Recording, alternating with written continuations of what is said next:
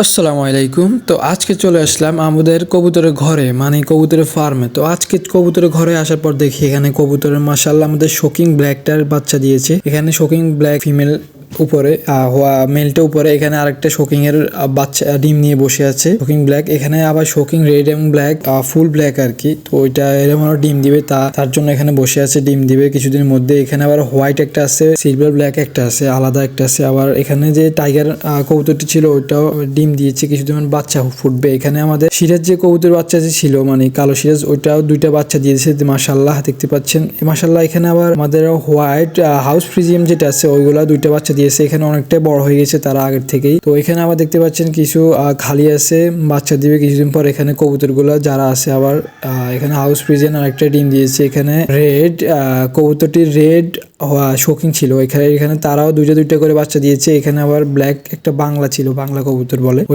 ওরাও দুইটা বাচ্চা দিয়েছে। পুরা কিছু কিছু খালি আছে, কিছু কিছু আছে আবার ওগুলোতেও ডিম দিয়ে দিবে, বাচ্চা ফুটাবে। এই কবুতরগুলো দেখতে পাচ্ছেন কিছু কিছু এখনো খালি, মানে তারা কিছুদিন মধ্যে ডিম বাচ্চা করবে। মাশাআল্লাহ অনেকটা ডিম বাচ্চা করা আছে আমাদের কবুতরের ফার্মে। তো কবুতর অনেকটাই আগে থেকে কমায় ফেলাইছি, কিছু কিছু রাখছিলাম। এখানে দেখতে পাচ্ছেন আমি এখানে মাটি দিয়েছি, মাটি খাচ্ছে তারা।